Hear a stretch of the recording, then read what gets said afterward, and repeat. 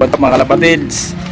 Dito tayo ngayon sa presidente ng CPHA kay GRP Lop. Ayan o, kalapatids, yung kanyang bagong gawa na lop. Ayan o, ang laki. Yan yung kanyang lop. Taas yung kanyang pliers lop. Yan yung kanyang, yan o, yan yung kanyang dating lop. Yan naman yung kanyang bagong lop mga kalapatids. Ayan o, ganda ng lugar niya. Ayan o, yan yung tanaw, open na open guys. Ayan. So tara, interview natin si GRP Lop about sa sistema ng kanyang kalapati dito sa kanyang lop. So what's up mga kalapatids? Dito tayo ngayon kay Kagawad, konsehal ng Katarman. So bago ka magkalapati, ano yung mga libangan mo? Ano yung bago mapasokin yung pagkakalapati, ano yung mga ginagawa mo? Well, actually, bata pa lang ako, nagkakalapati na ako, elementary pa lang. Tapos, siyempre, nung nagpa-Manila na ako, naiwan ko na yung mga kalapati. Umito ako, eskwela, sa trabaho. Pagbalik ko dito, doon bumalik ako sa pagkakalapati. Pero bakit mo naman naisipan na bumalik? Magkalapati ulit o bumalik sa pag-aalaga, ganyan? Kasi, yung tatay ko, siyempre, napansin niya na hindi na ako healthy kasi hindi ako lumalabas ng trabaho lang ako sa munisipyo. Pagbalik dito, kwarto na ako, kundi games, boring talaga. Tapos nag-high blood ako, hindi ako naaarawan, puti ako noon. Tapos binigyan ako ng kalapati. Kailan ka naman ulit nagbalik ba? Last year lang. Last year lang? Last year. Bali, 2022 ganyan? 2023. Last year lang talaga. Pero pagbalik ko, ang dami lumapit sa akin, ang dami nagbigay ng kalapati. Meron din, para sa mga baguhan, ingat kayo kasi marami din ang luloko. Paano mo naman paano mo binamanage yung, siguro di ba may trabaho ka, sa Katarman, gagawad ka dito sa bayan natin. Paano mo binamanage yung pagkakalapati at yung trabaho mo? Mahirap ang tanong yun. Pero ang talagang technique na lang dyan, ginagawa ko.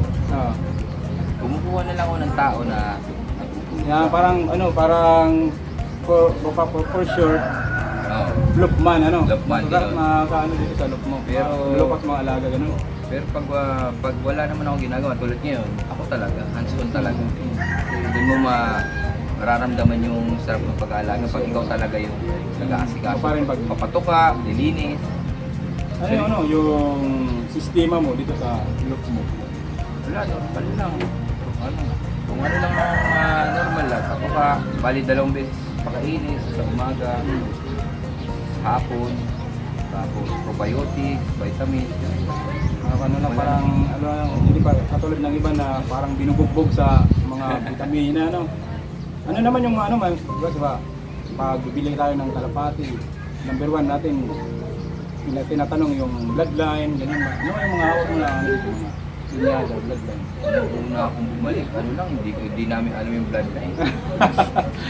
Pero nung yung pinsan ko, binigyan ako ng mga magagandang linyada, si Derek Roming Kabilan. Dami nagbigay sa akin. Pero bumili din ako talaga ng mga tutubi, tutuboke. Maganda. Tapos nag-order din ako sa Research. Video, nakita ko yun, yung lahat bago lang. Regardless. So, kailan ka start mag-karera o kaya yung naisipan mo na umawak ng club sa CPHA? Actually, ng CPHA. Actually, napilitan lang ako kasi maraming lumalapit sa akin na sabi, baguhan ka lang talaga ako sa pagkakarera, pero marami kasi, yun nga, marami lalapit sa'yo. Tara, magtayo tayo ng club. Sabi ko, kaya ba natin? Sige, tutulungan ka namin. Hati tayo sa gastos. Kaya doon nag-umpisa yun. Sabi ko nga sa'yo, diba, nag-bensa nag-contact na, nag-chat tayo. Kasi pan-share din ako.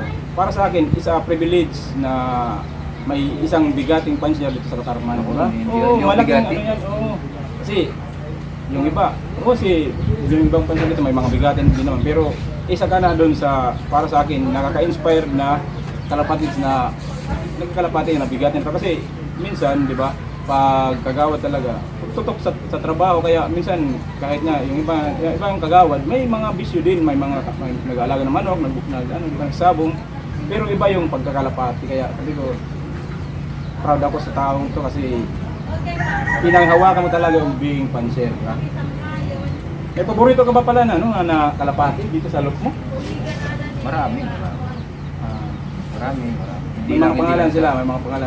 Wala naman. Tingnan natin naman yung mga paborito mo. Wala naman, pero may mga paborito tayo dyan dahil sa kulay, dahil sa lahi at saka sa lipad nila. Nagbibinta ka rin ng mga kalapati o napapasok-sok? Ganyan. Meron din. Sa mga pamangkin ko, sa trabador ko, napapasok talaga ako. Pero sa mga hindi ko kilala, hindi ako nagpapasok. Tsaka lang talaga, libangan lang. Hindi ko talaga ang karera. Pinipilit lang talaga nila ang magkarera. Pero para sa akin, padupad lang ako. Masaya na ako. Low fly lang. Oo, tapos minsan subukan namin kami-kami. Karera tayo. Yun lang. Siguro kasi nag-start pa lang, siguro hindi ka pa matatanong kung mga may achievement ba gano'n. Kasi yung ibang mga pansier, matagal na talaga. May mga achievement na, may mga mga trophy na gano'n, di ba? No? So nung nagsimula ka magkalapati, may mentor ka, may nagtuturo sa iyo. Maraming mentor kaya daming mentor. Mas maganda pa rin may mentor kasi pag pag pumasok ka sa Pigeon Racing, marami kang naisip na gawin sa kalapati mo, tapos sistema. Mas maganda yung sistema talaga. Pero para sa akin, kung mahal mo lang talaga yung alaga, kahit may sarili ka na ng sistema, basta mahal mo yung alaga mo. Kasi ang dami na masyado, kaya tingnan nyo sa YouTube. Pwede ba natin tingnan yung isa sa paborito mong kalapati? Talagang i-breed namin. Ito kasi hinahabol ng pamangking puts ito. Pati yung bigard. Yung pala, tatlo pala. Ito? Pero ito naka-break na yan atay.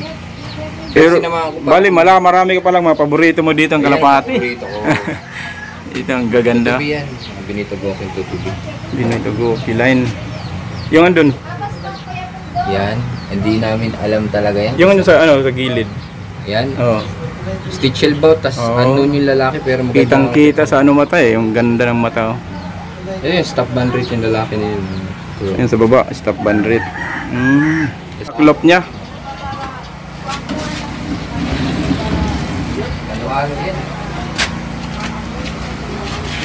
Hen section o cock section?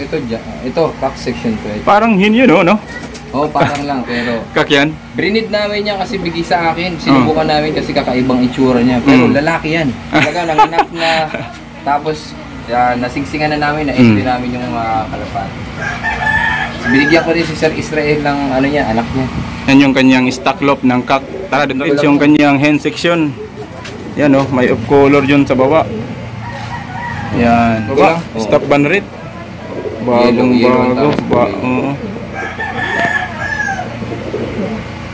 Yan yung kanyang hen section. So ngayon pupunta tayo dun sa kanyang pliers loop sa taas. Yan yung kanyang pliers loop sa taas. Tayo sa pliers loop. Ang laki. Ang lawak. Pwede ka dito matulog. Ayan ang gaganda dito. May breeder yan. Hindi, mga bagong kuha sa baba. Sinasanay ko dito. Parang na-viewing sila. Tinutulong kumain. Tapos dito sila i-viewing. Ito naman, lagay ng gamit sa taas. Tapos ito, pag dumating sila, hindi mo na sila huli dito kasi ang hirap huliin. Lawak. So, diyan na sa loob. Maganda, no? Sinanay ko na sila. Mabilis pumasok talaga. Kasi basta training. May pagkain dyan. May pang electrolytes. Diyan na sila huli. Clock. Tinisting na namin. Yan yung kanyang mga pliers. Mayroon ka dyan na yung natitipuan na talaga paborito mo na nagagandahan ka? Meron naman? Meron. Saan dyan? Yung Black African Eagle. Ayun ang ganda mga kalapatids. Yan, tutubi. Stop band rate. Yung mga grizzle na yan. Ang gaganda ng kanyang... Yan. Kaluluwala. Yan. Ito? Oo, yan. Kaluluwala, no? Pero... Chris from Kakbalugan. Nagtos sila ng katalogan niya, no? Parang, ano lang, parang wala lang. Parang wala lang. Oh, hindi hinihingal. Kahapon pa yan, dapat umuwi. Yun lahat, umuwi na. Siya na lang yung naiwan. Oo. Pero malakas pa rin kasi ayan, no? Ayun, andito siya ngayon. Oo. Idol Kalapatids, ano naman yung maipapayo mo sa ating mga kalapatids na mga baguhan dyan na nagsisimula pa lang magkalapati? Marami, pero mag-ingat kayo sa mga marami kasi nanguuto pag sa bago talaga, number one talaga. Huwag kayong basta-basta naniniwala. Mag-research din kayo ng sarili nyo. Yan. Tapos pumunta kayo sa mga tamang kung saan maganda bumili ng kalapate para walang pagsisiyan. Mas maganda dun sa talaga may mga Tested na. may mga nagpapanalo, di ba? Ganun, Oo. Katulad sa iyo, may mga Benito Goki, Bumili ka, Tutubi, Kalawang lang ganyan. May yung mga legit. Bio-research din. Yan, sa bio-research. So salamat, Idol Kalapatids. Tingnan mo- Paluplay yung ating Idol Kalapatids. Yan, oh. Ibig sabihin na tapos yan. Yan yung kanyang release door pag magpaluplay siya.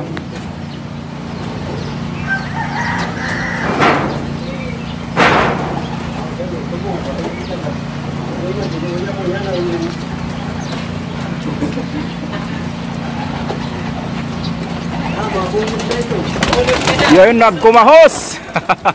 Ayun, oh, ang ganda tingnan. Ayun, oh, ang bibilis. Ang lalakas. Ayun mga kalapatids, oh. Ayan, oh. Ganda tingnan mga kalapatids ng kanyang mga alagang kalapati, naglulo ng siliparan na. Ayan, oh.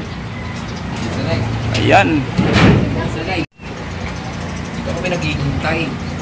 Waiting area, no. Oo, dito kami naghihintay talaga.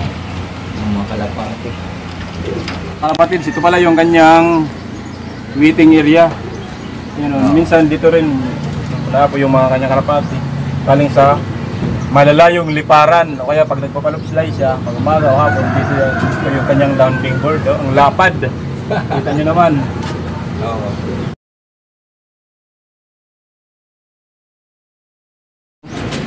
Ayan. Ayan, oh. Ang dami. Mga kalapatids, yung may YouTube account doon pala si ating Idol Kalapatids. Ano yung account mo sa YouTube? Pinalitan ko JR Pilok TV. Yan.